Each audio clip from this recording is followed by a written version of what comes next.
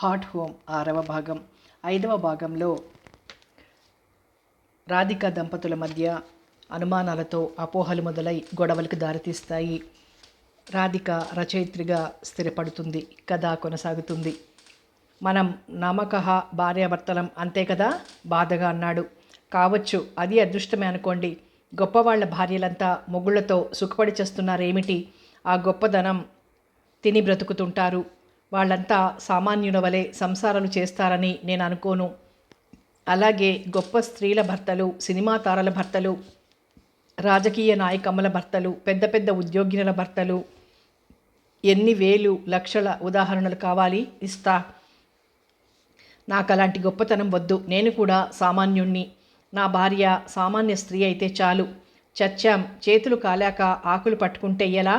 పెళ్లాడినప్పుడు సామాన్యులమే. నా కర్మగాలి గొప్పదాన్ని అయిపోయాను. ఏం చేద్దాం చెప్పండి? Please just be my husband. రచయిత్రి భర్తగా బ్రతకండి, చాలదు? వద్దు రాధాదేవి, నాకు ఈ జీవితం వద్దు. నాకు నీ గొప్పతనం వద్దు. నేను మారలేను. మారి తీరాలి. వద్దంటే విడాకులు ఇస్తాననుకున్నారా? జన్మ జన్మలకు మీరే నాకు భర్త, నేనే మీకు భార్యని. ఈ ఆనవాయితీ తప్పించడానికి వీల్లేదు నాదా. నేను చచ్చిపోతాను. పిచ్చిగా పగలబడి నవ్వింది. వెనక ఆడాళ్ళనేవాళ్ళ ఆ మాట. మొగుడు పెట్టే హింసలు భరించలేక.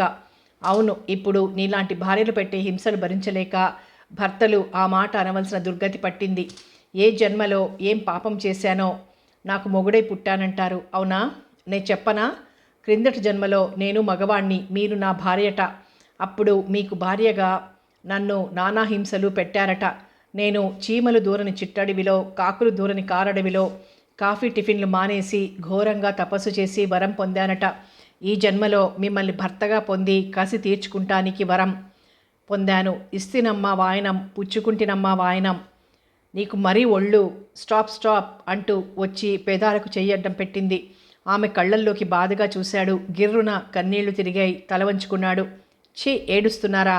ఆడవాళ్లే ఏడుపుకు గుడ్ బై చెప్పారు. వెదిగి పట్టుకొచ్చుకున్నారు మీ మగాళ్ళు. Dam insult. రావుని కావులించుకొని పైట కొంగుతో అతని కన్నీరు తుడిచింది. అతని గుండెలో లాలిపాట, జోలపాట వినిపించింది. ఆ రోజు రాధాదేవి ఆత్మీయంగా మాట్లాడింది. దగ్గర కూర్చుని కొసరి వడ్డించి భోజనం పెట్టింది. 4 ఏళ్ల నాటి రోజులు కళ్ల ముందు మెదిలాయి ఆనందరావుకు. రాధ కళ్లల్లో తళుకు మెరిసింది. ఇన్ని రాశాను కదా, దేశంలో ఇందరూ నన్ను, నా రచనల్ని పొగుడుతున్నారు కదా. మీరు ఏనాడైనా నా కథలు, నవలలు బాగున్నాయన్నారు? నాకు కోపం వచ్చిందంటే రాదు అంది గోముగా. అందుక నా మీద కోపం? అయిన వాళ్ళ పొగడ్తలు ఆత్మహత్య సదృశాలు అంటారు. తమ పిల్లలు ఎంత గొప్పవాళ్ళైనా తల్లిదండ్రులు పొగడకూడదు. మీకు చాదస్తం బాగా వంటబట్టింది. పొగడకపోతే మానే. చక్కగా విమర్శించారా పోనీ? ఎందుకు? ఎంఏ చదివారు. ఆ మాత్రం జ్ఞానం లేకపోయాక? ఇదివరకు ఉండేదే జ్ఞానం. నిన్ను పెళ్ళాడాక ఉన్నది కాస్త ఊడిపోయింది. నా కర్మ కొద్దీ దొరికారు. ఏం చేస్తాను? మీకు ఉద్యోగం వద్దు, సద్యోగం వద్దు, కానీ నేను చెప్పినట్లు చేయండి. వచ్చే ఫ్యాన్ మెయిల్కి జవాబులు రాయలేక చేస్తున్నా. కాస్త హెల్ప్ చేయండి. 3 నవలలు పడేడుస్తున్నాయి. నాకు ఫెయిర్ చేసే ఓపిక లేదు. తుడుపులతో, కొట్టివేతలతో, హంసపాదులతో నానా కచాటాగాను ఉన్నాయి. కాస్త ఓపిక చేసి ఫెయిర్ చేసి పెట్టండి. పోతే ఇంగ్లీష్ పత్రికల వాళ్ళు తెగ గొడవ చేస్తున్నారు. నాకా ఇడియం తెలియదు.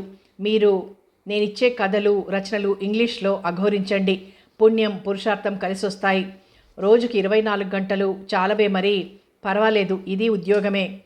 వచ్చిన పోస్టు తిరగేస్తున్న రాధాదేవి కళ్ళు ఓ కవర్ దగ్గర ఆగిపోయాయి. అడ్రస్ చూసి నొసలు చిట్లించింది. సులోచన అని గొణుక్కుంటూ కవరు చించింది. ఆశ్చర్యం. డియర్ రాధి, ఎన్నాళ్ళకని ఆశ్చర్యపోతున్నావు కదూ. అసలు నేనెవరో గుర్తించావా? సులోచనను. 4-5 ఏళ్ళయింది కదూ చూసి. క్షమించు రాధి, ఈ మధ్య నువ్వు పెద్ద రచయిత్రివి అయిపోయినావు కదా. మేం జ్ఞాపకం ఉంటామా? ఇంకా కన్నెర చేయకు. నీ కళానికి పని ఇవ్వవలసి వస్తుంది. రాధాదేవి నా నేస్తం అని చెప్పుకోవడానికి ఎంత గర్వంగా ఉందో తెలుసా? ఎలా చెప్పను? మీ శ్రీవారు, పిల్లలు కులాసా అనుకుంటాను. ఏడ్చావులే. పిల్లలు ఇంతకీ ఏమిటి నీ గోలా అనుకుంటూ పేజీ తిప్పింది. రాధి, నా జీవితం ఒక ట్రాజడీ అయిపోయింది. భారత నారి జీవితాలన్నీ ట్రాజడీలే. Shut up rascal. ట్రాజడీలేనట, వెదవ కబుర్లు. నీకు తెలుసుననుకుంటాను. మన క్లాస్మేట్ మురళి స్కూటర్ మీద వచ్చేవాడు. పెద్ద షోకిల్లాగా తిరిగేవాడు, గొప్ప ఆస్తిపరుడు. అతన్నే నేను చేసుకున్నాను. అతను ఆగర్భ శ్రీమంతుడని మోసపోయాను. వర్ణాంతర వివాహం మాది. అయితే 7 తరాలు పడితిన్నా తరగని ఆస్తి అని నమ్మించాడు. నిజానికి అతనికి ఏమీ లేదు. ఒట్టి బుక్కా పకీరు. నెత్తిన ఏ గాని పెడితే దమ్మిడి విలువ చేయడు. కానీ ఏం చేస్తాను, మోసపోయాను. చేతులు కాల్చుకున్నాక ఆకుల కోసం వెతికాను. కులగోత్రాలు వెతికిన అతని తల్లిదండ్రులు గడప తొక్కనీయలేదు.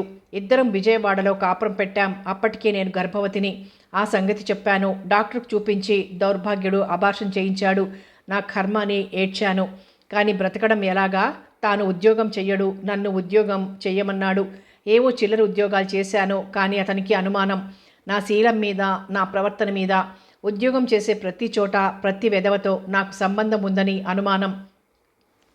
కొట్టేవాడు, తిట్టేవాడు. 3 ఏళ్ళు నరకం అనుభవించాను రాధా. ఈ మధ్య బాగా కట్నం ఇచ్చారని మరో అమ్మాయిని చేసుకున్నాడు. నా గతి అధోగతి అయింది. అతగాడు పోయాక ఒంటరి పక్షినైనాను. దారం లేని గాలిపటంలా తయారైంది నా బ్రతుకు. మొగుడు లేని ఆడదాని బ్రతుక్కి మన సమాజంలో విలువ లేదు రాది. ప్రతి వెధవ ఆశించేవాడే.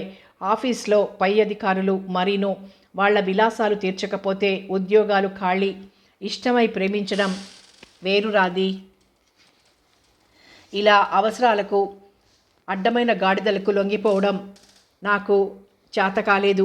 మనసును రాయి చేసుకోలేకపోతున్నాను. ఆ మురళీగాడు ఇక నా దగ్గరకు రాడు. వచ్చినా చచ్చినా అతన్ని నేను చేరనివ్వలేను. నాది అనుకున్న వస్తువును మరొకరు అనుభవిస్తుండగా ఎంగిలి కూటికి ఆశపడనా? వద్దు. నాకేదైనా అధరవు చూపిస్తామని ఆశతో రాస్తున్నాను. కాకుంటే ఆత్మహత్య ఒక్కటే మిగిలింది నా బ్రతుక్కి. సులోచన. ఉత్తరం పూర్తి చేయగానే కన్నీరు బొటబొట కారింది. మనసు కరిగిపోయింది. గుండె బరువెక్కింది. ఏమిటి స్త్రీ బ్రతుకులు అనుకున్నది. పతివ్రతలకు నిలయం భారత భూమి, కర్మభూమి, గాడిద గుడ్డు భూమి అనుకుంది. ఏమిట్రాదా, నీ తలకాయలో కూడా నీళ్లున్నాయే అన్నాడు ఆనందరావు వ్యంగ్యంగా రాధ కన్నీరు చూసి. ఈ అడ్రస్కి టెలిగ్రామ్ ఇవ్వండి. సులోచనను వెంటనే బయలుదేరమ్మనండి. కవరిచ్చింది. ఎవరా సులోచన? ఏమా కదా?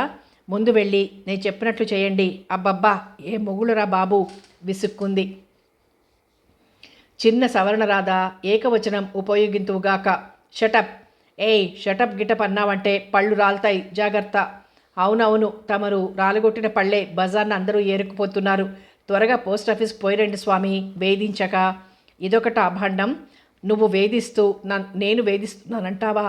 అవురా, మీ ఆడవాళ్ళు ఎంతకైనా తగుదురు. ఈ మగాళ్ల బండారం తెలుస్తూనే ఉంది. Nasty creatures. సరసలా కాగే నూనెలో అప్పడాల్లా వేయించండని చిత్రగుప్తుడికి ఓ పబ్లిక్ లెటర్ రాసేస్తా. చెయ్యి తల్లి, అలాగే చెయ్యి. మీ ఆడాళ్లను ఒడియాల్లాగా వండమని ఆ చేత్తోనే రాసేయి. రాత్రి 10 గంటలకు సులోచన వచ్చింది. అప్పటి వరకు ఆరుబయట వాలుకుర్చీలో కూర్చుని రాధాదేవి మొగుడుగారికి తన సాహిత్యంలోని రసాలను నూరిపోస్తోంది. ఆవులిస్తూ వాటి రుచి మరగలేదు రావు. అబ్బా, నాకు నిద్రొస్తోంది రాధా అన్నాడు. వస్తోందా? వచ్చిందా? తేడా తెలిస్తే నేను నీలాగా. కాంపౌండ్ గేట్ తీసుకుని లోపలికి వచ్చిన ఆకారాన్ని చూసి నోరు అప్పళించాడు రావు.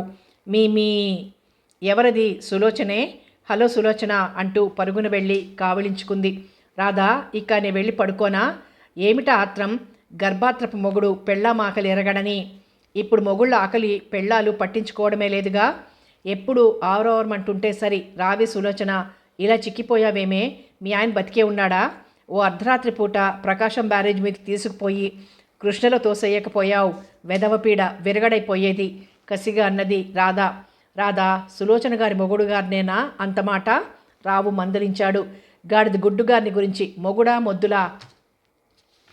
దగుల్బాజీ వెధవ మొగుడా? సరి నువ్వెళ్ళి ముసుగుతన్ని పడుకో. నిద్రొస్తుంది అన్నావుగా. రావే సులోచన, అన్నం తిందు గాని. పొద్దునెప్పుడు తిన్నావో ఏమో. ఇలా మాడి మసిబొగ్గైనావేమే పాడుపిల్ల. భోజనం పెట్టి కబుర్లలోకి దించింది రాధ. అదేమిటి సులోచన, హిడింబిలా తినేదానివి ఇలా అయినావేం? నా బతుక్కి తిండి తక్కువైందా రాది? బతుకే దిగులు కూడైపోయింది. నోర్మయ్. ఒక దౌర్భాగ్యుణ్ణి నమ్మావు. వాడు మోసం చేశాడు. అంత మాత్రాన బ్రతుకంతా శూన్యమైపోతుందా? లోకంలో మగాళ్లే కరువైనారా? కావాలంటే బ్రతకాలంటే మార్గాలే లేకపోయాయా? నీకేమమ్మా చెబుతావు? దేవుడు మొగుడు నెత్తిన పెట్టుకుని పూజించేవాడున్నాడు. ఎవరికీ లేనంత కీర్తి ప్రతిష్టలు ఆర్జించావు. నీకు నాకు పోలిక? నెత్తిన పెట్టుకుంటానికి నేనేం గంగనా గంపనా? అలా పెట్టుకుంటే మొట్టుతా హద్దు మీరి ప్రవర్తిస్తే మగవాడికైతేనేం మర్యాదనివ్వక్కర్లేదు. సులోచన అణిగిమణిగి ఉంటే నెత్తికెక్కుతారు మొగాళ్ళైనా. ఈ కబుర్లు రేపు చెప్పుకుందాంలే రాది. మీ ఆయన నీకోసం కొంగజపం చేస్తుంటాడేమో నడిమంచం మీద కూర్చుని. పో, ఇంకా పొద్దుపోయింది. మరేం బెంగపడకు. మా ఆయనకు అలాంటి బెంగ లేదు. అలాంటి మంచి అలవాట్లు అసలే లేవు. లేవమంటే లేస్తాడు, పడుకోమంటే నీ అల్లరి పోనిచ్చావు కాదు.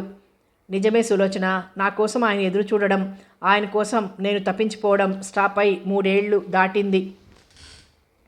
ఎవరైనా వింటే నవ్విపోతారు, ఏడ్చారు. మాది కేవలం మేధావుల దాంపత్యం. అంటే తెలుసా, ఇంటలెక్చువల్ మ్యారేజ్ అంటారే, అలాంటిది. అయితే బాబెలా పుట్టాడు? అవి కొత్త రోజులు. ఆ తర్వాత స్టాప్. ఇప్పుడు చచ్చి గీపెట్టినా దగ్గర పడుకోనివ్వను. హవ్వా నీ బండబడ, అదేం సంసారమే. పాపం ఆ మగాడు ఎలా ఊరుకుంటున్నాడంట. మగాళ్ళదేముంది, మనం ఎలా నడిపిస్తే అలా నడుస్తారు. అమ్మో, వింటుంటే నాకే భయంగా ఉంది. పాపం బెంగపడిపోయి ఏ అఘాయిత్యమైనా చేస్తే. అంత ధైర్యం ఉంటే ఇకనేం సంసారం లేకపోబట్టే ఉక్కు మనిషిలా ఉన్నాడు. అయ్యో పాపం, మగాడిని అలా ఉసురు పెట్టకూడదే రాధా. అంత జాలిపడబట్టే నీ బతుకు అలా బుగ్గిపాలైంది. అంతలోకే రాధా అని ఆనందరావు పిలిచాడు. వస్తున్నా అంటూ గదిలోకి వెళ్ళింది. 5 నిమిషాల్లో సులోచనకు గాఢ నిద్ర పట్టింది. తన పలుకుబడి ఉపయోగించి సులోచనకు టీచర్ ఉద్యోగం ఇప్పించింది రాధ. తన బ్రతుకు ఒక మార్గం ఏర్పడినందుకు చాలా సంతోషించిందామె. తన కన్నీటి గాథను పూర్తిగా వివరించి చెప్పగానే, సులోచన, నీ కథ నవలగా రాసుకోనా అని అడిగింది రాధ. అందుకు చెప్పుకోదగ్గ అభ్యంతరం లేదా ఆమెకు. రాసుకో, ఏం పోయింది అన్నది. అలాంటి అవకాశం ఏమాత్రం ఉన్నా రాధ ఊరుకోదు. చిలవలు పలవలు కల్పించి కథల్లేస్తుంది. తిమ్మిని బమ్మిని చేస్తుంది. మగవాడిలో లోపం కనిపిస్తే చాలు ఆమె కలం పరవళ్ళు తొక్కుతుంది. నవల ప్రారంభించింది. రాజు ఒకసారైనా వచ్చి రాధను చూడందే సులోచనకు నిద్ర పట్టదు. తన కథ ఎప్పటికప్పుడు చదవాలనే ఆసక్తి. మురళిని రాధ చిత్రించిన తీరు చూస్తే సులోచనకు భయం వేసింది. పరమ రాక్షసుడిగా, విశ్వాసఘాతకుడిగా, దగుల్బాజీగా సృష్టించింది. కేవలం అవగుణాల గని అయినాడు మురళి ఆమె చేతిలో. కొంప ముంచేస్తావే రాధా, అది చదివాడంటే అతగాడు మన డొక్క చీల్చి ఆరేస్తాడు అన్నదొక రోజు. ఏడ్చాడు. మగాళ్ళను చూసి భయపడడం మన తత్వానికే విరుద్ధం. నీకెందుకు, నిశ్చింతగా ఉండు అని హామీ ఇచ్చింది. పరువు నష్టం దావా వేయగలనమ్మాయి. పరువు ఏడిస్తే కదా వేయడానికి. అసలు తన వ్యక్తిగత విషయాలు బట్టబయలు చేసినందుకు మన పరువు తీస్తే అనుమానం వెల్లడించింది మళ్ళీ. అమ్మాయి సులోచన, నువ్వు అచ్చం ఆడపిల్లలాగా మాట్లాడుతున్నావు. నువ్వు కాదా? నేనా ఆడపిల్లనా? పౌరుషం గల స్త్రీని. పురుషునితో సమానం నేను. నవల పూర్తి అయి అచ్చు కాగానే రాధకు ఎరలేని పేరొచ్చింది. ఆ మురళి మీద సులోచనతో దావా వేయించింది. మనం ఇలా చేతులు కట్టుకుని కూర్చుంటే ఈ మగాళ్ళు ఇలాగే అణిచివేస్తుంటారు. నీకు జరిగిన అన్యాయం మరొక ఆడకూతురుకు జరగదని ఏమిటి అన్నది. పోనిద్దు, అయిందేదో అయిపోయింది. ఆడదాని బ్రతుకు అరిటాకుతో సమానం. షటప్. అలా అనుకునే అంట్ల గిన్నెలకు, వంట ఇంటికి అంకితమైపోతున్నారు. ఎంత చదువుకున్నా వ్యక్తిత్వాన్ని మరుగుపరుస్తున్నారు. నేను ఒప్పుకోను. ఆ మురళిగాడి అంటూ తేల్చాల్సిందే. రాధ ఆనందరావుకు తెలిసిన ఒక లాయర్ని కుదిర్చింది సులోచన పక్షాన వాదించడానికి. కేసు 6 నెలలు జరిగింది. మురళి ఒక లేడీ లాయర్ని పెట్టాడు. అసలు సులోచనకు తనకు పరిచయం లేదని మురళి వాదించాడు. బెనిఫిట్ ఆఫ్ డౌట్ క్రింద కేసు కొట్టివేయడం జరిగింది. కానీ కేసు జరిగిన 6 మాసాల పాటు ఆ వార్తకు పత్రికలలో తెగ ప్రచారమైంది. చివరి రోజు వరకు సులోచన గెలుస్తుందనే రాధ నమ్మకం. ఓడిపోయిన రోజున సముద్రంలో పడి చేస్తానని సులోచన గొడవ చేసింది. రాధ కాపలా పెట్టింది, ఏ అఘాయిత్యం జరగకుండా. కొద్ది రోజుల్లో అన్నీ మర్చిపోయినట్లు స్కూలుకు వెళ్ళడం రావడం జరిగింది. కానీ కథానాయిక అయినాక ఆమెకొచ్చే ఉత్తరాలు, ఆమెను చూడడానికి వచ్చేవారు ఎక్కువైనారు. ఈ గోల భరించలేక, అవమానం సహించలేక ఒక అర్ధరాత్రి ఉరిపోసుకుని చచ్చిపోయింది. మరొక నవలకు రాధకు కథా వస్తువు దొరికింది. జీవితం ఎన్ని కథల్నిస్తుంది. సులోచన ఉరిపోసుకు చచ్చిపోయిన రోజున ఆనందరావుకు రాధపై అంతులేని ఆగ్రహం వచ్చింది. ఎక్కడో బ్రతుకుతున్నామెను రప్పించింది రాధ. పోనీ రప్పించింది, చేతనైన సాయం చేసింది. కానీ ఆమె కథ పత్రికలకు ఎక్కించడం దేనికి? ఆ పైన అతగాడిపై కేసు వేయించడం దేనికి? అన్ని అవమానాలు సహించలేకనే సులోచన ఆత్మహత్య చేసుకుంది. అందుకు కారణం రాధ. రాధ కథలు, నవలలు అంటూ సాటివారి జీవితాలతో చెలగాటలాడడం అతనికి బాధ కలిగించింది. మనస్సు ఎదురు తిరిగింది. ఆమె మొహం చూడడానికి అసహ్యం వేసింది. పిచ్చెక్కిన వాడిలా ఊరంతా తిరిగాడు. అతని కాళ్ళు సాయంత్రం చీకటి పడే వేళకు పార్వతింటికి దారితీశాయి. తన పాలిట ఆమె శాంతిదేవత. అతని బాలకం చూసి పార్వతి భయపడిపోయింది. ఏదైనా అఘాయిత్యం జరిగిందేమోనని శంకించింది. అన్నయ్య గారు, ఏమిటిది, ఏమైంది అని పలకరించింది ఆత్రంగా. లోతుకుపోయిన కళ్ళతో కళావిహీనంగా చూశాడు. నోట మాట లేదు. వదినగారు కులాసా, బాబు బాగున్నాడా అని అడిగింది. అందరూ బాగున్నట్లు తలూపాడు. కుర్చీలో కూర్చోబెట్టి ఫ్యాన్ వేసి ఓవల్టీన్ తెచ్చిచ్చింది. ఏం జరిగింది అన్నయ్య గారు, నాతో చెప్పరు ప్రాధేయపూర్వకంగా అడిగింది. సులోచన చచ్చిపోయింది. సులోచన అంటే ఈ మధ్య ఏదో మొగుడితో కేసు నడిపింది ఆవిడేనా? మీకు బంధువా? రక్త సంబంధం కాదు, రుణ సంబంధం, ఆత్మబంధువు. ఆ అమ్మాయిని రెచ్చగొట్టి రాధే కేసు నడిపించింది. ఓడిపోయింది. అవమానంతో ఆత్మహత్య చేసుకుంది. పాపం, అందులో నా వాటా కూడా ఉంది పార్వతి. నా స్నేహితుడే ఆమె వకీలు. మరొకరెవరైనా అయితే ఆమె కేసు గెలిచేదేమో. పెళ్లి చేసుకోకుండా నా మొగుడంటే కోర్టు ఒప్పుకుంటుందా? దాఖలా లేవుగా. ఏమిటో, రాధ ప్రేరేపించకపోతే గొడవే ఉండేది కాదు. రాధ రాక్షసి, మానవత్వం లేని మనిషి, హృదయం లేని ఆడది. ఆవిడ మొహం చూడను. భలేవారే అన్నయ్య, ఎవరి కారణంగానో మీ సంసారం పాడు చేసుకుంటారా? వదినగారు ఎంతో మంచిది. పార్వతి, అది మంచిది అని సర్టిఫికెట్ ఇవ్వడం నీ మంచితనానికి నిదర్శనం. నీకు తెలీదు, ఆవిడకు అనుమానాలు ఎక్కువ. వదినగారిక మీపైన అనుమానమా? నమ్మలేనండి అన్నయ్య గారు. అందుకే నీ మంచితనంతో ఇతరులను చూస్తావన్నాను. ఆవిడ నీకు నాకు సంబంధం అంటగట్టింది, నీకు తెలీదు. శివ అని చెవులు మూసుకుంది. నా ప్రవర్తన అంత అనుమానం కలిగించిందా? నేనెన్నడూ మితిమీరి ప్రవర్తించలేదే. స్వంత అన్నగా వదినగా భావించానే. అవును, అదే తప్పు. నీ వంటి వ్యక్తి పవిత్రంగా ఉన్నా లోకం అంగీకరించదు పార్వతి. గొప్పవాళ్ల ఇళ్లల్లో మడికట్టుకుని చేసే వ్యభిచారాలు బయటపడవు. ఇది లోకం. అతని కళ్ళ వెంట నీళ్లు తిరిగాయి. పార్వతి గుండె కరిగిపోయింది. చాలాసేపు కబులు చెప్పుకున్నా కన్నాడు. ఆవిడ మొహం చూడలేను. ఆ ఆలోచన మర్చిపోవాలన్నయ్య గారు. అన్నట్లు మీకు మందు అలవాటుందా? అతని కళ్ళల్లోకి చూసింది. లేదన్నట్లు తల ఊపాడు. పర్వాలేదంటూ లేచి వెళ్ళి బీర్వాల నుండి జానీవాకర్ సీసా 2 గ్లాసులు తెచ్చింది. కలిపిచ్చింది. తీసుకోండి. మనసు మరీ కళ్ళెం లేని గుర్రం అయినప్పుడు ఇదే మందు, పరమౌషధం. బాధలు బరువులు మర్చిపోతారు. దేవదాసునైపోనా? ప్రశ్నించాడు. ఈ పారుని మర్చిపోవడానికి కాదుగా, ఆ రాధను మరవడానికి. తాగాడు. బాగానే ఉంది. మత్తెక్కే వరకు తాగాడు. 2 గంటలు గడిచాక నిషా తగ్గింది. పక్కన పార్వతి లేదు. తలుపు తెరుచుకొని బయటకొచ్చాడు. టాక్సీ ఎక్కాడు. ఎప్పుడో అర్ధరాత్రి మెలకు వచ్చి ఈయన ఇంకా రాలేదా అనుకుంటూ తలుపు తెరిచింది రాధ. గడప ముందు పడి ఉన్నాడు ఆనందరావు. అతని స్థితి చూసి నిర్ఘాంతపోయింది. ఏవండి అని దగ్గరకు రాగానే గొప్పున వాసన వేసింది. గుండె బిక్కుబిక్కుమంది. ఎప్పుడూ తాగిన వాళ్ళని చూడలేదు రాధ, సినిమాల్లో చూడడమే. బలవంతంగా లేపి లోపలికి నడిపించుకు వెళ్ళింది. మంచం మీద పడుకోబెట్టి దుప్పటి కప్పింది. అతన్ని చూస్తుంటే దుఃఖం కట్టలు తెంచుకొని వచ్చింది. నిగ్రహించుకోలేక భోరున ఏడ్చింది. మీరు చెడిపోయారా అనుకున్నది.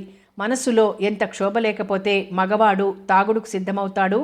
ఆనందరావు మంచితనాన్ని తన అపార్థం చేసుకుంది. ఏదో కల్పించుకుని అతనికి నరకం సృష్టించింది.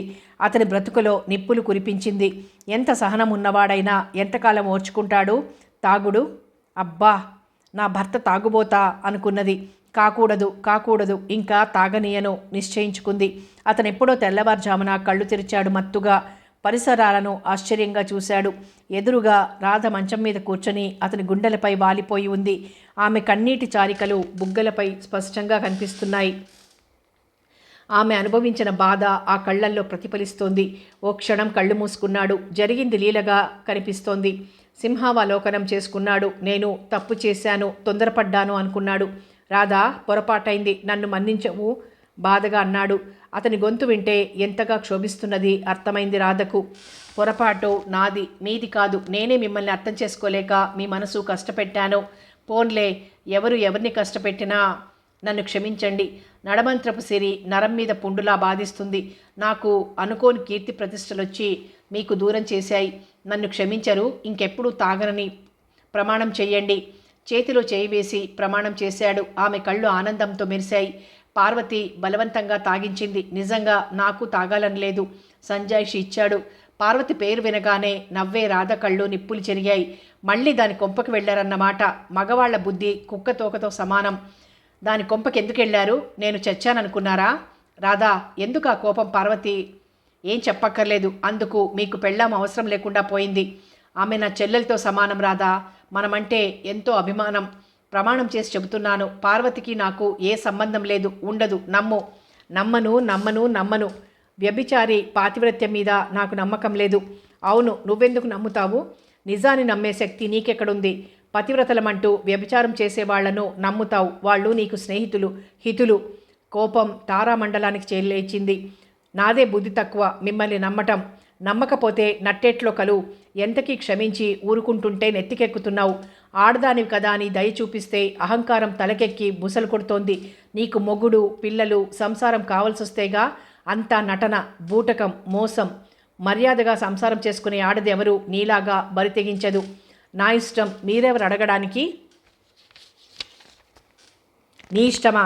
ఏది నీ ఇష్టం? నోరెత్తావా చంపేస్తాను, జాగ్రత్త. నీ బాబుగాడికి వెళ్ళి చెప్పుకోవాలి అంటూ మీదికొచ్చాడు రావు. మిస్టర్ రావు, ఆగండి. అడుగు ముందుకేశారా మర్యాద దక్కదు. మీలా నాకు వ్యక్తిత్వం ఉంది, గాడిద గుడ్డుంది. మీకు అదే ఉంటే నాకు అదే ఉంది. మీ మగవారిలో స్వార్థం ఉంది. స్వార్థం చంపుకోబట్టే ఆడాళ్ళు సంసారాలు చేస్తున్నారు, మగాళ్లను గౌరవిస్తున్నారు. మీకున్న స్వాతంత్రం మాకు ఉండడంలో తప్పులేదు. మేము ఉద్యోగాలు చేయగలం, స్వతంత్రంగా బ్రతకగలం. అవునవును, కనిపిస్తూనే ఉంది. స్వతంత్రం అంటే ఎదుటి వ్యక్తికి అవమానం కలిగించడం కాదు, సంసారాలలో నిప్పులు పోసుకోవడం కాదు, చేసుకున్న మగాణ్ణి నానాగడ్డి తినిపించడం కాదు. ఇల్లు స్వర్గం చేసుకోవాలి, సుఖ సంతోషాలలో మైమర్చిపోవాలి. ఇంటిని నరకం చేస్తూ సమాజాన్ని ఉద్ధరించాలనే నీలాంటి ఆడదే కాదు, చీడపురుగు. లోకాన్ని మరామత్తు చేస్తున్నాననుకోవడం భ్రమ. నువ్వు ఆశించే స్వాతంత్రం అందరు స్త్రీలు అనుభవిస్తే ఇదిగో ఇలాగే తగలడతాయి సంసారాలు. పచ్చి గడ్డి వేస్తే బగ్గుమంటుంది. స్వతంత్రం, సమాన హక్కులు అంటూ అరవడమే గాని వాటిని సక్రమంగా వినియోగించుకోవడం చేతకావద్దు. స్వతంత్రం ఉందిగా, బజార్న పడి దొర్లు. సమాన హక్కు ఉందిగా, వీధిలో పోయే మగాళ్ల వెంటపడు, తైతొక్కలాడు, తెలుస్తుంది. స్త్రీని గౌరవించడం, ఆరాధించడం మగాడు నేర్చాడు. మగాణ్ణి అగౌరవించడానికి, నానా హింస పెట్టడానికి నీలాంటి ఆడది నడుం కట్టింది. పైగా ఈ బోడి సమానత్వమే అందరికీ కావాలంటావు. సిగ్గులేదు? ఆడజన్మ ఎత్తినందుకు ఏం నిర్వాకం చేశానని? పొరపాటున ఆడదానివిగా పుట్టావు. ఏ శాపవశానో నా మొగుడివైనావు.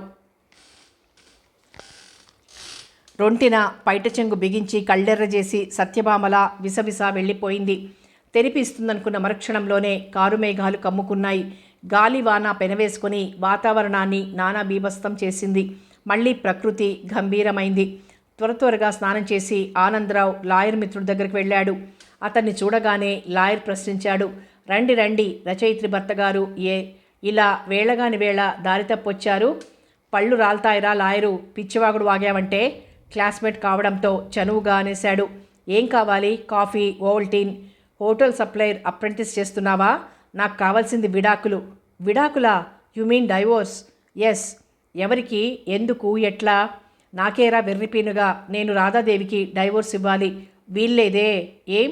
ఆమెగారు ఒప్పుకోవాలి. పైగా మీ ఇద్దరికి సరిపడడం లేదని, 3 ఏళ్లుగా సంసారం చేయడం లేదని దాఖలాలు కావాలి. దానికి దాఖలాలు ఎలా వస్తాయి రా బాబు? మా మంచాల్ని కోర్టుకు తీసుకువెడదాం, సాక్ష్యం చెప్పించు. Is it true? Pity my boy. నేను తాగుబోతుని, వ్యభిచారిని. ఈ కారణాలతో డైవోర్స్ ఇప్పించలేవా? గలను, కానీ ఆ కారణాలు చెప్పవలసింది మీ శ్రీమతి. నీలో ఈ సుగుణాలు ఉన్నాయి గనక ఈయన నాకు పతిదేవుడుగా ఉండటానికి అనర్హుడు అని ఆవిడ పిటిషన్ పెట్టాలి. చచ్చాం. అయినా నీకెందుకురా ఈ విడాకులు?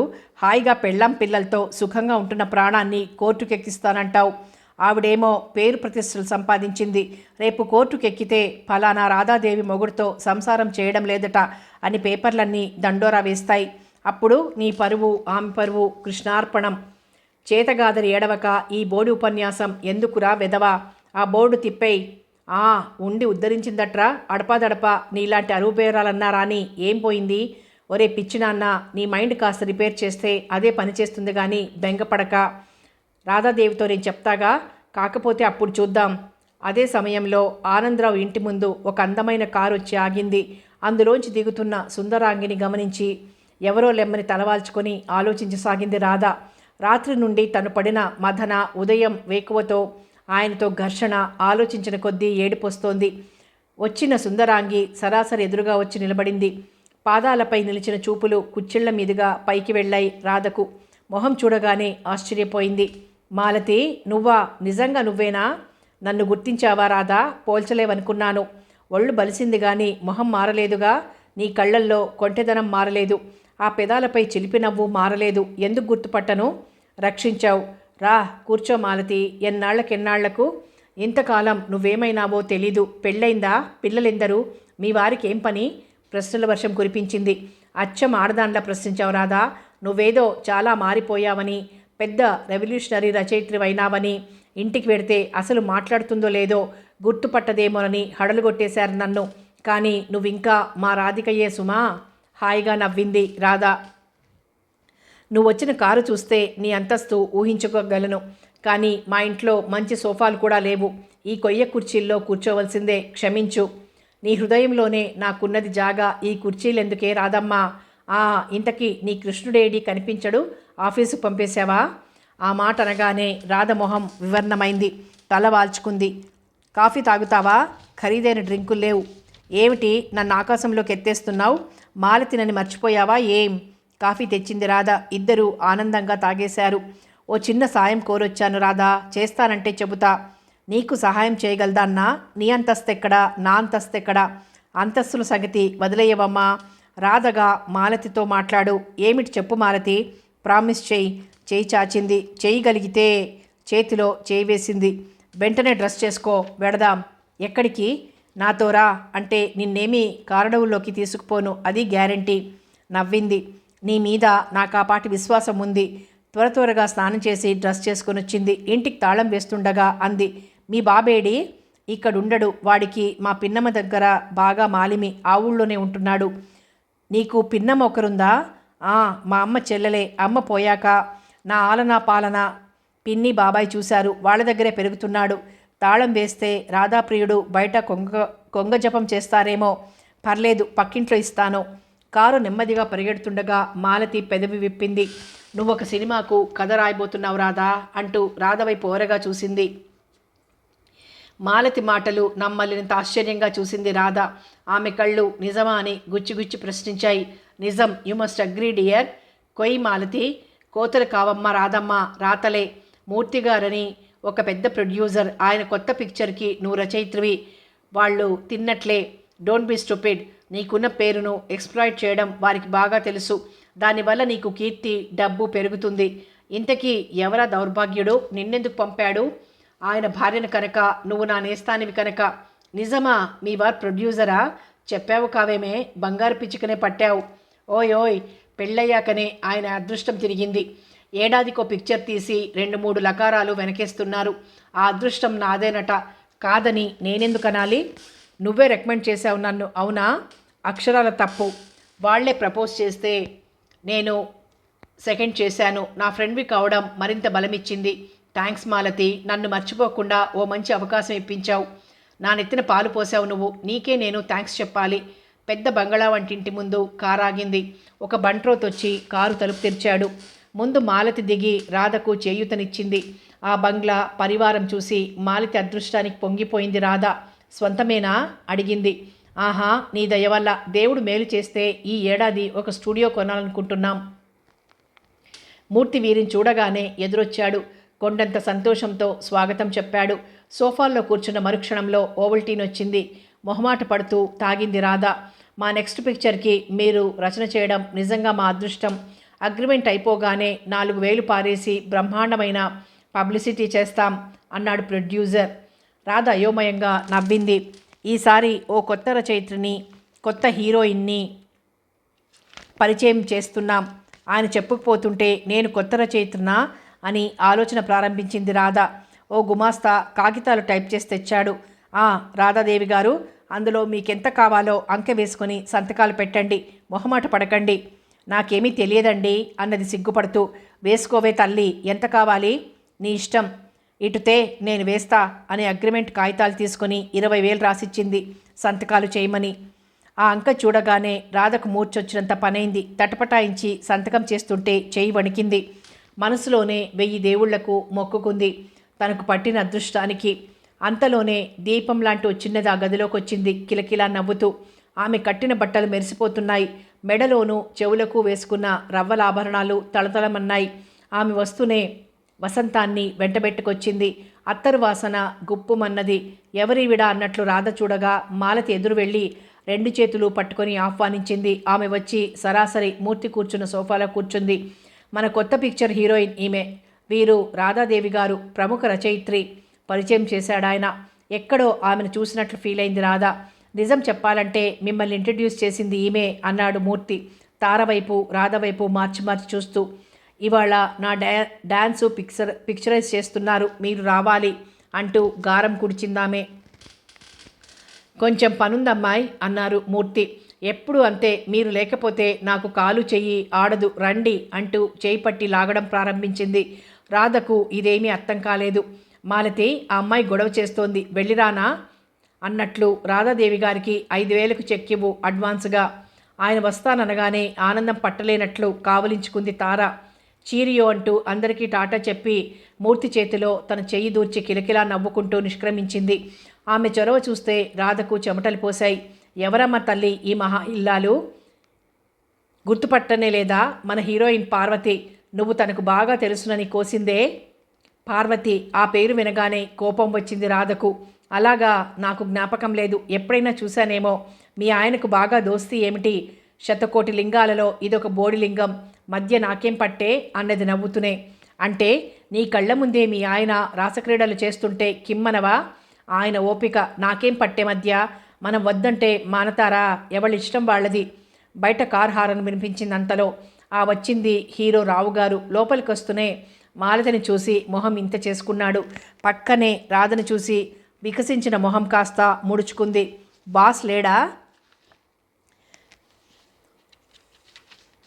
ఇప్పుడే స్టూడియోకి వెళ్ళారు. వెరీ గ్లాడ్ అంటూ మాలతి దగ్గరగా వచ్చి చెవిలో ఏదో గొణిగాడు. ఆయన గారి చెంప మీద చిటిక వేసి పోండి అన్నది మాలతి. ఆ కళ్ళల్లో చిలిపిదనం అర్థమైంది రాధకు. చూడు రాధా, నాకు కొంచెం పనుంది, నిన్ను మీ ఇంటి దగ్గర డ్రాప్ చేయమని చెప్తాను, ప్లీజ్ ఎక్స్క్యూజ్ మీ. సాయంత్రమో రేపో కారు పంపుతాం, వచ్చేయి. వెంటనే లేచి నిలబడింది రాధ. అక్కడ నిలబడాలంటే ముళ్ళ మీద ఉన్నట్లుంది. చెమటలు పోస్తున్నాయి. తల గిర్రున తిరిగిపోతోంది. విసురుగా దిగులుగా వెళ్ళి కారులో పడింది. రోజు సాయంకాలం కారు వస్తుంది రాధ కోసం. ఏ రోజుకు ఆ రోజు పోకూడదనే నిర్ణయించుకున్న కారు చూడగానే ఎక్కి కూర్చుంటుంది. గంటల తరబడి చర్చ జరుగుతుంది, కబుర్లు జరుగుతాయి, కానీ కథ మాత్రం నడవదు. తాను చెప్పిన కథలేవి మూర్తి గారికి నచ్చలేదు, కొన్ని హీరో గారికి నచ్చలేదు. చివరకు వాళ్లే ఒక కథ చెప్పి రాయమన్నారు. రాధాదేవికి అంతులేని ఆగ్రహం వచ్చింది. ఈ బోడి కథ నేను రాయడం ఎందుకు, మీరే రాసుకోండి అన్నది కసిగా. ఆ రోజునే మరో 5,000కు చెక్ ఇచ్చారు. వద్దు, తీసుకోకూడదు అనుకుంటూనే తీసుకుంది. మరో వారం రోజుల వరకు కారు రాలేదు. వాళ్ళు చెప్పిన కథనే కష్టపడి కాగితం మీదకి ఎక్కించింది. ఓ ఆదివారం నాడు కారు వచ్చింది. మూర్తి సాదరంగానే ఆహ్వానించాడు. రండి రండి, మీకోసమే చూస్తున్నాం, ఎల్లుండి నుండి షూటింగ్ ప్రారంభం. అప్పుడేనా? ఇంకా కథ పూర్తి కాలేదు, డైలాగులు రాయలేదు అన్నది రాధ. కూల్ డ్రింక్స్ వచ్చాయి. కాస్త చల్లబడ్డాక చెప్పాడు మూర్తి. మీరు పెద్ద రచయిత్రులు, మీ దయ ఉంటే చాలు, అట్టే శ్రమ పెట్టాం మిమ్మల్ని. మా కంపెనీ రచయిత చేత డైలాగులు రాయించాం. అతను బాగా చెయ్యి తిరిగిన వాడేలేండి. ఎవరికి ఎలాంటి డైలాగులు వెయ్యాలో తెలుసు. తమరొక్కసారి చూస్తే చాలు. అయిష్టంగానే ఫైల్ అందుకుంది. అక్కడక్కడ చూసింది. ఎబ్బెట్టుగా ఉన్నాయి సంభాషణలు. తన రాతకు అవి అతకవు. మిగతా 10,000కు చెక్ రాసి చేతికిచ్చాడు మూర్తి. ఇది ఉంచండి, పిక్చరు శతదినోత్సవం చేసుకుంటే మరోసారి సంతోషపడతాం. జరిగింది అర్థమైపోయింది. కళ్ళు ఎర్రగా జ్యోతుల్లా మండిపోతున్నాయి. మాలతి, పార్వతి అప్పుడే వచ్చారు. వచ్చారా? రండి, ఈవేళ స్క్రిప్ట్ పని పూర్తయింది. ఎల్లుండి షూటింగ్ ఆరంభం. ఈ శుభ సమయంలో చిన్న పార్టీ చేసుకుందాం అన్నాడు మూర్తి. మాలతి, పార్వతి ఓకే అంటే ఓకే అన్నారు. గలగల గ్లాసులు నిండాయి. For the success of Radha's first venture. గ్లాసులు కలిశాయి. రాధాదేవి బెల్లం కొట్టిన రాయిలా కూర్చుండిపోయింది. ఆవిడ మడికట్టుకున్నారు. పార్వతి కొంటెగా నవ్వింది. మా రాధని అలా ఇన్సల్ట్ చెయ్యదుగా అంటూ మాలతి గ్లాసు రాధ పెదాలకు అందించింది. కొంచెం వగరుగా చేదుగా ఉన్నా బాగానే ఉందనిపించింది. ఓ గుక్క తాగగానే కళ్ళు తిరిగి పడిపోనందుకు తనను తానే అభినందించుకుంది రాధ. ఒక గ్లాస్ అయింది, మరోటి. రాధకు మత్తుగా ఉంది, లోపల తిప్పుతోంది. కళ్ళు మూసుకుని కూర్చుంది. ఎంతసేపు అలా ఉందో గాని మత్తుగా కళ్ళు తెరిచేసరికి పక్కన మాలతి లేదు, పార్వతి లేదు. తను మంచం మీద పడుకుంది. పక్కనే మూర్తి. భయంతో కళ్ళు తెరిచింది. ఏమిటి, ఎక్కడున్నానో అనుకుంది. అరవబోయింది. నోరు పెగల్లేదు. మూర్తి చేతులు బలంగా తనను నొక్కివేస్తున్నాయి. 5 నిమిషాలు మగతగా ఆలోచించుకుంది. నిషా దిగింది. ఒంటిలో నిస్త్రాణగా ఉన్న కొండంత బలం వచ్చింది. తన మీదికి వంగి పెదాలపై వాలుతున్న మూర్తిని ఒక్క తన్ను తన్నింది. మత్తుగా ఉన్నాడేమో, వెళ్ళి అల్లంత దూరాన పడ్డాడు. తల గోటికి కొట్టుకుంది. ఆడపులిలా చూసింది రాధ. త్రాష్టుడా అంటూ లేచింది. ఒళ్ళు తూలుతోంది. ఎవరూ కనిపించలేదు. నెమ్మదిగా తలుపు తెరిచి బయటపడింది. మేడపైన కిలకిలలు వినిపిస్తున్నాయి. గబగబా తూలుతూ బయటకొచ్చింది. వెడుతున్న టాక్సీ ఆమెను చూసి ఆగింది. అడ్రస్ చెప్పి వేగం పోనీ అన్నది. టాక్సీలో కళ్ళు మూసుకుని కూర్చున్నదే గాని భయంకర సత్యాలు రీళ్లల్లా తిరుగుతున్నాయి. ఇంటికొచ్చి తలుపుపై దబదబా బాదింది. గాఢ నిద్రలో ఉన్న ఆనందరావు దిమ్మెరపోయి కళ్ళు తెరిచాడు. తలుపు తీస్తే ఎదురుగా రావు. టాక్సీకి డబ్బులివ్వండి అన్నది లోపలికి వెడుతూ. కాళ్ళు తూలిపోయి పట్టు తప్పుతున్నాయి. టాక్సీ వానికి డబ్బులిచ్చొచ్చాడు ఆనందరావు. ఇటీవల రాధతో మాట్లాడడమే అరుదైంది. నిజానికి అలాగే ముభావంగా పడకగదిలోకి వెళ్ళగా రాధ అమాంతం అతని కాళ్లపైన పడింది. ఏమిటి, నన్ను క్షమించరు? భుజాలు పట్టుకొని లేవనెత్తాడు. సందర్భం అర్థమైంది. రాధా అని అక్కున చేర్చుకున్నాడు. రోజులు వడివడిగా దొర్లిపోతున్నాయి. రాధ ఆనందుల సంసార నౌకలో మరో పాప ఎక్కింది. అమ్మమ్మ దగ్గర పెరుగుతున్న సుందర్ని పిలిపించుకొని వచ్చి స్కూల్లో వేసింది. 2 ఏళ్లు గడిచాయి. ఆనందరావు మరలా ఉద్యోగంలో చేరక తప్పలేదు. రాధాదేవికి ఆడవాళ్లంటేనే అసహ్యం బయలుదేరింది. మగవాళ్లంటే కసి, కోపం. సమాజం కుళ్ళిపోయింది ఆమె దృష్టిలో. నీతి నియమాలు మగవారికే కాదు ఆడవారికి కరువైపోయినాయి. పబ్లిక్ ఫిగర్స్గా చలామణి అవుతున్న స్త్రీలు, దేశాన్ని సమాజాన్ని ఉద్ధరిస్తున్నామనే ఆడవారు, కళ సమాజం అనే మహిళలు ద్రోహులుగా, అవినీతి పరులుగా కనిపించసాగారు. చదువులు చదివి నాగరికత నేర్చి సంస్కారం పులుముకున్న ఆడవారు సాంప్రదాయాల్ని నేలమట్టం చేసి అవినీతిని బాహటంగా కౌగిలించుకుంటున్నారు. మహిళా సంక్షేమ మండలి వారు ఒక సన్మాన సభ ఏర్పాటు చేశారు. తనకు తెలియకుండానే తన పేరు ఉపయోగించుకొని ఆహ్వాన పత్రికలు అచ్చు వేయించారు. ఆహ్వానం పంపుతూ ఉత్తరం రాశారు. ఆ ఉత్తరం చూసిన రాధాదేవికి కంపరం పుట్టింది. తనతో సంప్రదించకుండా, తన అనుమతి అంగీకారం లేకుండా పత్రికలు అచ్చువేసే అధికారం ఎవరిచ్చారు వీళ్లకు అనుకుంది. వెంటనే సమాధానం రాసింది. మీ ఔదార్యానికి చాలా థ్యాంక్స్. ఇలాంటి సన్మానాలు నాకు అవసరం లేదు. నాకు బొత్తిగా ఇష్టం లేదు. మన్నించాలి అంటూ 3 ముక్కలు రాసి పడేసింది. ఆ ఉత్తరం పోస్ట్ చేసి వచ్చే వరకు రాధకు కాలు నిలవలేదు. డర్టీ బగ్గర్స్ అని గొడుక్కుంది. హాయిగా ఊపిరి పీల్చుకుంది. 3వ రోజున తన వాకిట్లోకి వచ్చిన వ్యక్తిని చూసి సంభ్రమం చెందింది. ఓ క్షణం నిదానించి చూసింది. రండి, మిమ్మల్ని ఎక్కడో చూసిన జ్ఞాపకం, ఎప్పుడో ఎక్కడో బొత్తిగా మతికి రావడం లేదు అన్నది. ఆమె విలాసంగా లోపలికి నడిచింది. ఇంకా జ్ఞాపకం రాలేదనుకుంటా. ఓహ్, నువ్వా లత? చాలా మారిపోయావు. ఎక్కడి నుండి రావడం? చాలా కాలానికి కలుసుకున్నాం కదా. I'm glad to see you Latha. Thank you, ఇప్పటికైనా గుర్తుపట్టావు. నువ్వెవరివో నాకు తెలియదమ్మా అంటూ మెడపట్టి బయటకు గెంటలేదు. గంభీరంగా నవ్వింది రాధ. నాకు ఆ పాటి సభ్యత సంస్కారం లేదనుకున్నావా? ఏమిటి విశేషాలు? భోజనం చేద్దురా? అవన్నీ ఈ పూటకు అయిపోయినాయిలే. కూర్చో, నీతో మాట్లాడాలని వచ్చాను. ఏమిటి? అవును రాధా, నువ్వు ఇంత పెద్ద రచయిత్రివి అయినావు కదా. మాకెంత సంతోషంగా ఉందో తెలుసా? నువ్వు మా క్లాస్మేట్ అని చెప్పుకోవడానికే గర్వంగా ఉంది. బాగుంది. ఎవరికుండే గొప్పదనం వారికి ఉంటుంది. నాకేం డిగ్రీలు లేవుగా. పెద్ద ఉద్యోగాలకి అన్ఫిట్. ఏదో ఉబూసిపోక రాస్తున్నాను. ఉబూసిపోకకు అలా అనకు. రష్యా విప్లవానికి ముందు సోవియట్ రచయితల్లో ఉండే ఫైర్ నీ రచనల్లో కనిపిస్తుంది. నువ్వు కేవలం రచనల ద్వారా సంఘాన్ని మరామత్తు చేయడానికే పుట్టావు. కారణ జన్మురాలివి. నీ జన్మ సార్థకమవుతోంది. లత, ఈ డర్టీ పొగడ్తలంటే నాకు మహామంట. ప్లాట్ఫారాలెక్కి ఇంద్రులు చంద్రులు అని పొగడడం ఉందే, ఉత్త చెత్త. మహాకవులమని, మహా రచయితలమని డబ్బాలు కొట్టించుకునేవారు సన్మాన సభలు స్వంత ఖర్చులతో ఏర్పాటు చేయించుకుని కావలసిన బిరుదులు ఇప్పించుకునే గులగాళ్ళు దేశంలో కొల్లలుగా ఉన్నారు. వాళ్ళ దగ్గరికి వెళ్ళి కొట్టు నీ గ్యాస్, ఉబ్బిపోతారు. నా దగ్గర నీ పప్పులే ముడకవు. యోగ్యత ఉన్నవారిని అభినందిస్తే తప్పులేదు. యోగ్యులను గుర్తించి గౌరవించడం సమాజ ధర్మం. అందులోనూ నువ్వు మహిళా లోకంలో మణిపూసవు. నిన్ను గౌరవించడం, సన్మానించడం అంటే మహిళా లోకం తనను తాను గౌరవించుకోవడం, సన్మానించుకోవడమే అవుతుంది కానీ మరొకటి కాదు. అయ్య బాబోయ్, ఏమిటే ఈ గ్రామ్ఫోన్ లెక్చర్ ప్రారంభించావు? ఇది నీ స్వంత బుద్ధా లేక అరువు తెచ్చుకున్నదా? నవ్వింది లత. సన్మానం చేస్తామంటే చాలు, చిన్న దండ వేస్తారా, పెద్ద దండ వేస్తారా, ఖర్చులు ఇస్తారా, పోనీ స్వంత ఖర్చులతో వస్తాంలేండి అనే మనుషులున్న ఈ రోజుల్లో నాకు సన్మానం వద్దు అనడం కూడా ఒక అలంకారమే. అది నీ మీద గౌరవాన్ని, మక్కువను మరింత అధికం చేస్తోంది. నీ వంటి నిరాడంబరులే నేటి సమాజానికి అవసరం. ఆ విషయం నీదాకా వచ్చిందా తల్లి? అవును రాధా. ప్రదేశ్ మహిళా సంక్షేమ సంస్థకు నేను ప్రధాన కార్యదర్శిని. నేనే ఆ సన్మానం ఏర్పాటు చేశాను. క్రింద నా పేరు చూసైనా నువ్వు అంగీకరిస్తావని ఆశించాను. కానీ నా కర్మ, ఆహ్వానాన్ని తిప్పికొట్టావేమో. నేను రాక తప్పలేదు. పెద్ద నాటకం ఆడావే. నువ్వు ఆంధ్ర మహిళలను సముద్ధరిస్తున్నావన్నమాట. మరే ఇప్పుడు హైదరాబాద్లో మన పేరు బెత్తడు మందాన ఉంది. నీ సన్మాన సభకు 2-3 మంత్రులు కూడా వస్తున్నారు. మంత్రుల కథలు నవలలు ఎలా రాయాలో వారు చెబుతారన్నమాట. కర్మ, నాకొద్దు బాబు ఈ సన్మానం. పోనీ ఎవరైనా సెంట్రల్ మినిస్టర్ని రప్పించేదా? ఏదైనా కల్చరల్ డెలిగేషన్లో నిన్ను విదేశాలకు పంపించే ఏర్పాటు చేస్తాను. నిజమా? ఆశ్చర్యపోయింది రాధ. అవును రాధా. ఏ మంత్రి వల్ల ఏ పని కావాలన్నా, ఏ డిపార్ట్మెంట్లో ఏ పని కావాలన్నా మన సమాజం చేస్తుంది. సభ్యులందరికీ రకరకాల వ్యక్తులతో పరిచయాలున్నాయి. ఉత్త పరిచయాలేనా, రకరకాల పరిచయాలా? నవ్వింది లత. నీ నెక్లెస్ బాగుంది లత. ఏమాత్రం ఖరీదుంటుందేమిటి? రవ్వలా, రత్నాలా? జస్ట్ 60,000 అంతేనా? పర్వాలేదు, బాగానే సంపాదిస్తున్నావు. ఉద్యోగం, జీతం ఎంతేమిటి? నెలకు 5-6 వేలు వస్తుందా? జీతమా? నాన్సెన్స్.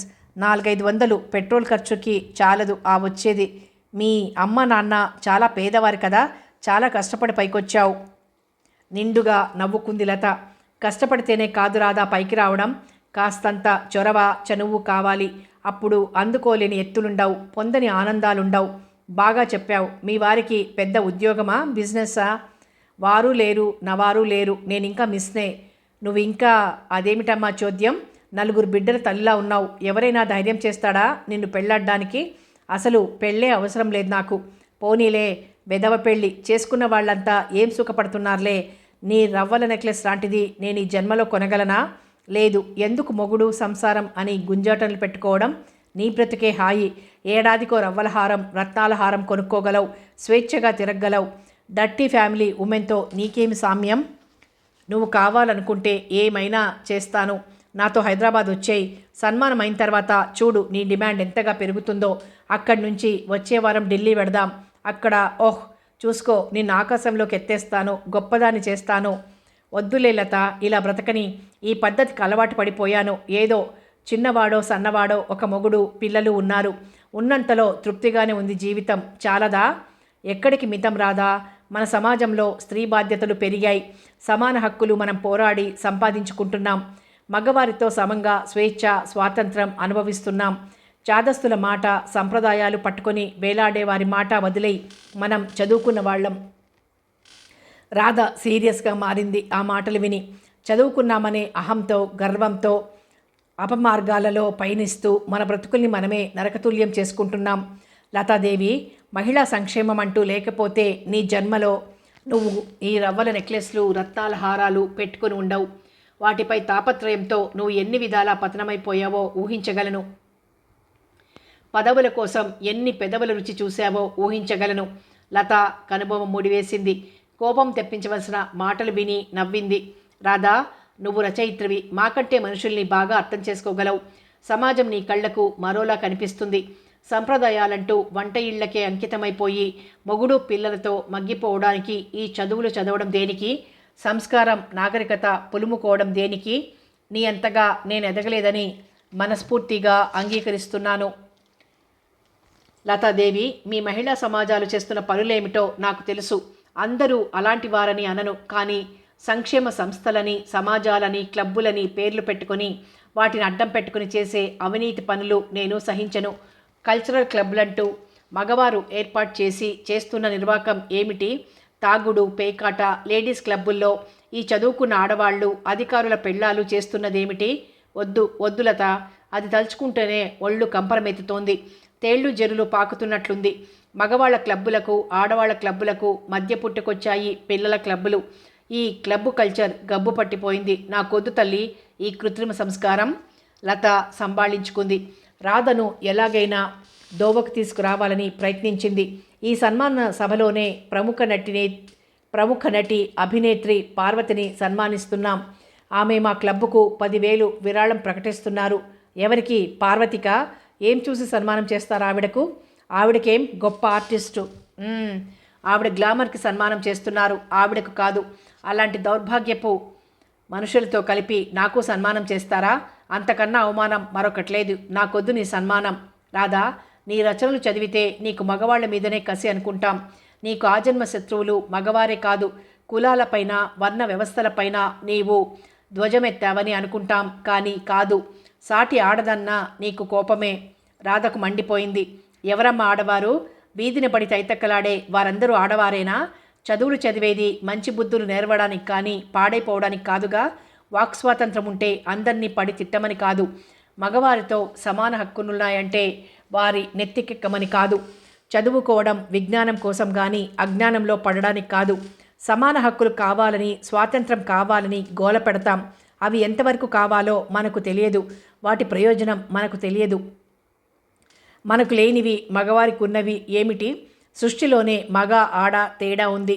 శారీరకంగా భేదం ఉంది. శరీర ధర్మాలలో తత్వాలలో తేడా ఉంది. స్త్రీ సహజంగా అబల. కుటుంబంలో మగవాడిది పైచేయి అని అఘోరించి ఏం లాభం? మగవాళ్ళది పైచేయి కాదు అంటే కాకుండా పోదు.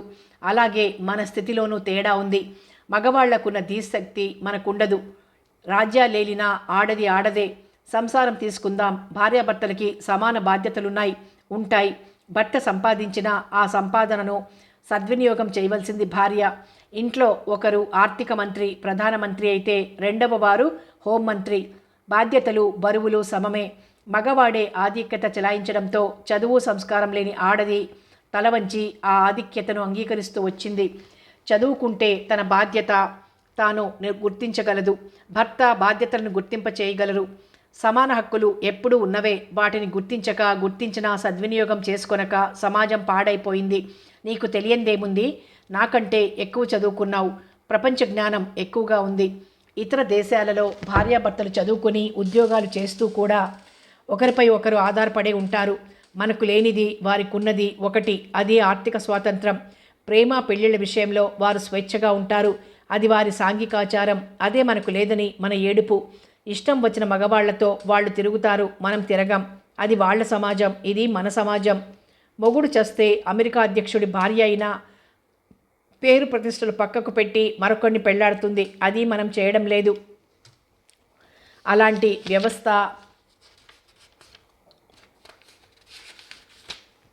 మనకు లేదు అని మన తపన. వాళ్ళు చదువుకునే రోజుల్లోనే స్వేచ్ఛగా ప్రేమించుకుంటారు, నచ్చిన వాడిని పెళ్లాడతారు. ఆ పైన ఇష్టం లేకపోతే విడిపోతారు, మరొకరిని పెళ్లాడతారు. తడవకొక మొగుడితో కాపురం చేసే ఆడది వాళ్ళ దృష్టిలో పతివ్రతే. మొగుడుండగా వాడి కళ్ళు కప్పి మరొకడి పక్కన చేరడం పాపం. అసలు ఉన్న తేడా అది. వాళ్ళ స్వేచ్ఛా ప్రణయం మనకు లేదు. వారికి సంపాదించుకునే అవకాశాలు, స్వతంత్రంగా జీవించే అవకాశాలు పుష్కలంగా ఉన్నాయి.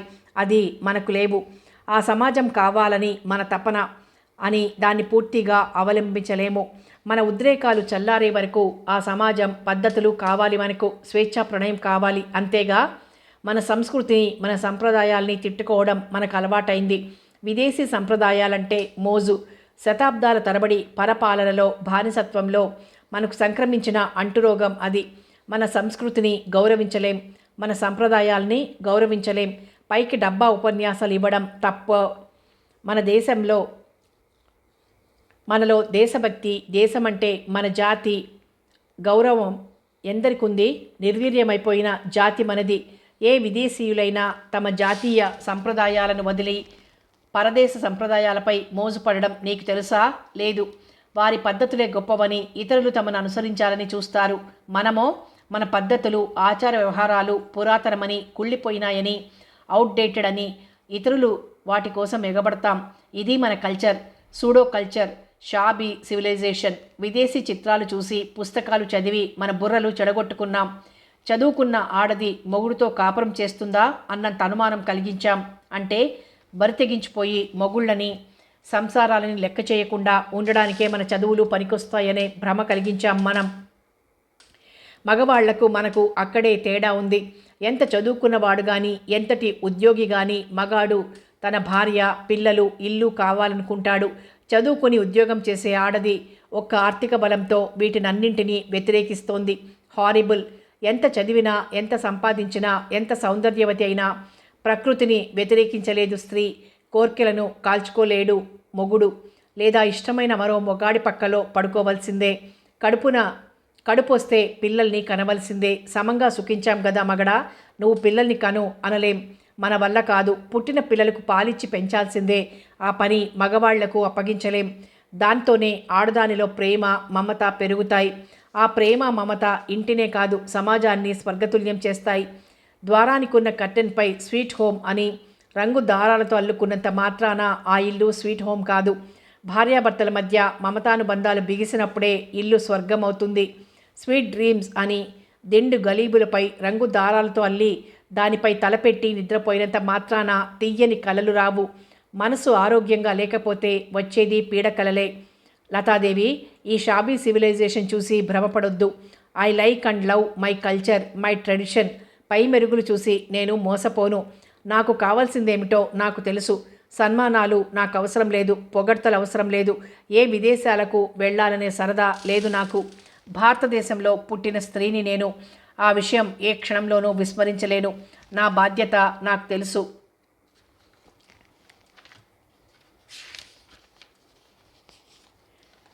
భర్త, పిల్లలు, ఇదే నా రాజ్యం. ఆయనను సుఖపెట్టడం నా విధి. నన్ను సుఖపెట్టడం ఆయన ధర్మం. ఇద్దరం కలిసి సుఖిస్తున్నాం. పుట్టిన పిల్లల్ని బాధ్యతతో పెంచడం ఇద్దరి కర్తవ్యం. ఈ ధర్మాలను విస్మరించలేను. ఆయన విస్మరించే పక్షంలో సభ్యమైన మార్గాన పెట్టడం నా విధి. సంపాదన అంటావు. ఆయన సంపాదించినా, నేను సంపాదించినా అంతా ఒకటే. భార్య, భర్త, పిల్లలు అందరూ చేరితేనే సంసారం, ఇల్లు. ఒకరి మనసు నొచ్చకుండా ఒకరు ప్రవర్తించడమే ఉత్తమ ధర్మం. ఈ సన్మానాలు నాకు తృప్తినివ్వవు. సంపాదన అంతకన్నా తృప్తినివ్వదు. నన్ను ప్రేమించిన వ్యక్తిని సుఖపెట్టడం, మా పిల్లలు సుఖపడడం, అదే కావాలి. లతకు కళ్ళు తిరిగాయి. ఓ 5 నిమిషాలకు కానీ తేరుకోలేకపోయింది. అయితే నువ్వు రాసే రాతలన్నీ నేను ఎవరి కోసమో రాయటం లేదమ్మాయి. నా సరదా కోసం నేను రాస్తున్నాను. సంసారాలలో, సాటి మనుషులలో నాకు లోపాలుగా కనిపించే వాటిని కాగితం మీద పెడుతున్నాను అంతే. దానివల్ల ఎవరైనా మనసు మార్చుకుంటే సంతోషం. బుద్ధి తక్కువై నీ దగ్గరకు వచ్చాను రాధాదేవి. చావగొట్టి చెవులు మూసావు అన్నది దిగులుగా లత. ఇంకెప్పుడు రాకు. లేనిపోని అవసరం లేని అంతస్తులకు ఎగబాకాలనుకున్న ఆడవారికి పతనం తప్పదు లత. మన హద్దుల్లో మనం ఉంటూ ఇంటిని, పరిసరాల్ని ప్రభావితం చేయగల చదువు, సంస్కారం చాలు. మనది కాని సంస్కారం, నాగరికత మనకెందుకు చెప్పు? దానికోసం ప్రాకులాట దేనికి? పతనం కావడం దేనికి? నువ్వు నేను ఈ గడ్డపై పుట్టాం. మనం భారత స్త్రీలం. కాదు అనుకున్నా కాకపోముగా. ఈ ఒక్కటి జ్ఞాపకం ఉంచుకో. ఆనందరావు సాయంత్రం ఆఫీస్ నుండి ఇంటికి వచ్చేసరికి పిల్లలిద్దరికీ స్నానాలు చేయించి ముస్తాబు చేసి పాపను ఒళ్ళో పడుకోబెట్టుకొని బాబుకు చదువు చెబుతోంది రాధిక. బాబు, నాన్నగారు వచ్చారు. నువ్వు చక్కగా చదువుకుంటూ ఉండు. నేను వెళ్ళి స్నానానికి నీళ్లు తోడి కాఫీ ఇచ్చొస్తాను అన్నది. నువ్వు కూర్చోరాదా, నేను తోడుకుని స్నానం చేస్తాలే. కాఫీ ఫ్లాస్క్లో ఉందిగా, గ్లాసులో పోసుకోలేనా? బాధ్యతలెరిగిన తండ్రిగా ఆనందరావు మాట.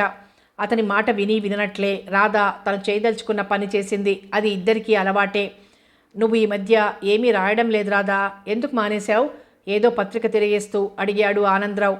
నా ఇష్టం, మీకెందుకు? ఆ మాట అంటే నోరెత్తను అని నవ్వుతూ నోరు మూసుకున్నాడు. ఏం రాయమంటారు? నేను రాస్తే మీ మగవాళ్లకు గుచ్చుకుంటోంది, ఇటు ఆడవాళ్లకు పొడుచుకొస్తోంది. నిజం రాస్తే ఎవరూ భరించలేరు. వెధవ బాయ్ మీట్ గర్ల్ ఖాతర్లు కావాలి. డ్రాయింగ్ రూమ్ నవలలు, వంటింటి నవలలు, బీచ్ కబుర్లు రాయాలి. ఎందుకు రాయడం? నా వల్ల కాదు. అవి రాస్తూ అర్ధరాత్రి వరకు మేలుకుని ఉండడం కన్నా పిల్లల్ని నిద్రపుచ్చి హాయిగా చిలిపిగా చూసింది. ఆగిపోయావేం? హాయిగా నవ్వుతూ రాధవైపు చూశాడు. పోండి, మరీ చిన్నపిల్లలైపోతున్నారు. ఎప్పుడూ అదే ఆలోచన, అవే కొంటె చూపులు అలిగింది రాధ. ఇదొకట, పైగా కదిలించింది నువ్వు. ఆడవాళ్ళకుండే జబ్బే ఇది. వాళ్లుగా కవ్విస్తారు, రెచ్చగొడతారు. ఏ దౌర్భాగ్యుడో బోల్తా పడగానే ఆనందిస్తారు. రాధ మూతి మిడిచింది. ఎంతమంది ఆడవాళ్ళని చూసారేం తమరు? ఎందరు బోల్తా కొట్టించారు? 2 బిడ్డల తండ్రి అయినా అల్లరి బుద్ధులు పోయాయి కాదు. మీ జానకి లాంటి వారికి దేశంలో కరువా ఏం? 2 కన్నా నాకేమోయ్ మగవాణ్ణి. పాపం కష్టపడేది కనేది నువ్వు. షటప్ అనేస్తున్నా కోపం వస్తోంది హెచ్చరిక చేసింది రాధమ్మ. నువ్వు అనే వరకు ఇక్కడ తెరుచుకొని కూర్చుంటాను. నోరు మూసేసుకున్నాగా. కిలకిలా నవ్వింది రాధ. ఏవండి గారంగా పలకరించింది. ఏమిటండి దేవిగారు? ఒక చిన్న కోరిక. చిన్నదేనా? అయితే చెప్పండి. రత్నాలు హారాలు కావాలా, రవ్వల దండలు కావాలా? అది కావాలంటే ఎప్పుడో సంపాదించుకునేదాన్ని. తమన్ని అడగాలనేటి? మరి అబ్బబ్బా చెప్పవేం? సినిమాకు వెడదామా? సినిమాకా? వీల్లేదు, హాల్లో రష్గా ఉంటుంది. ఏ పరపురుషుడో నిన్ను చూస్తే వ్యంగ్యంగా అన్నాడు. ఏమో, చూస్తేనే నా పాతివ్రత్యం పాడైపోతుందా ఏం? పోనీ బస్సులో పెడుతుండగా ఏ పురుషాదముడి చెయ్యి కానీ కాలు కానీ నీకు తగిలితే సద్యోగర్భం కలిగి వెంటనే పిల్లలు పుట్టేస్తారు, అవునా? మీ మగవాళ్లకు ఉండేదే. నన్ను కూడానా? అడుగడుగున పెళ్ళాన్ని అనుమానించే వాళ్ళ బ్రెయిన్స్ ఉతికి ఇస్త్రీ చెయ్యాలి. అమ్మ బాబోయ్, అంత పనే? డ్రైవాషా లక్స్వాషా? అసలే డ్రై, ఎండిపోయిన బుర్రలు మావి. అందరినీ కలపకు రాదా? నాలాంటి మంచివాళ్ళు ఉండరంటావా? మీ మంచితనమే చెప్పాలి. పదండి భోంచేద్దాం. నేను మంచివాణ్ణే, ఎందుకు కాదు? 3 ఏళ్ళు హా రాధా అంటూ ఏకాంత వశం చేయలేదు. నా పాతివ్రత్యం చెడగొట్టుకున్నానా? పోన్లేండి, మీరు మగ పతివ్రతలు, సన్మానం చేయించమంటాను. ఓ బిరుదు పారాయమన్నారు, హాయిగా మెడలో కట్టుకుని తిరగొచ్చు. ఏ ఆడపిల్ల పొరపాటున మీ జోలికి రాదా? పైన అది లేకపోయినా మాత్రం నా జోలికి ఎవరొస్తారు? నాకు తెలుసు. నా మొహం చూసి ఏ ఆడపిల్ల ప్రేమించదు. అందరికీ తెలుసుగా నేను రాధమ్మ మొగుణ్ణని. ఎన్ని గుండెలు నా జోలికి రావడానికి? నవ్వుకున్నాడు. అలా అన్నారు, బావుంది.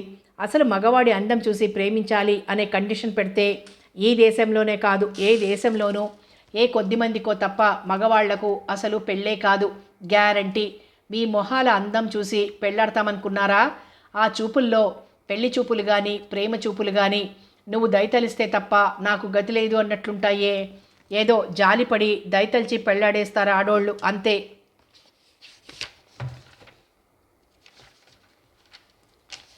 పద తిండి తిని పడుకుందాం. సరదాగా కబుర్లు చెప్పుకుంటూ భోజనం చేశారు రాధా, ఆనంద్. అది రోజు అలవాటే. పిల్లలు నిద్రపోగానే తమలపాకులు చుట్టి గదిలోకి చేరింది రాధ.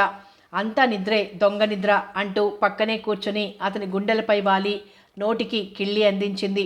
వేళ్లు కూడా రుచి చూసి 2 చేతులతో రాధను చుట్టి మీదికి లాక్కున్నాడు రావు. ఆ కౌగిలిలో వెచ్చదనం రోజు అనుభవించాలనే రాధ కోరిక. పగలు ఎంత హాట్గా ఉన్నా ఏకాంతంలో అభివ్యక్తం చేయలేని తీయని అనుభూతి, అదే చాలు తనకి. ఆనంద్ని గట్టిగా కావులించుకొని అంతా మర్చిపోతుంది. సమాప్తం. హాట్ హోమ్ నవల సమాప్తం. మరో మంచి నవలతో మళ్ళీ కలుసుకుందాం.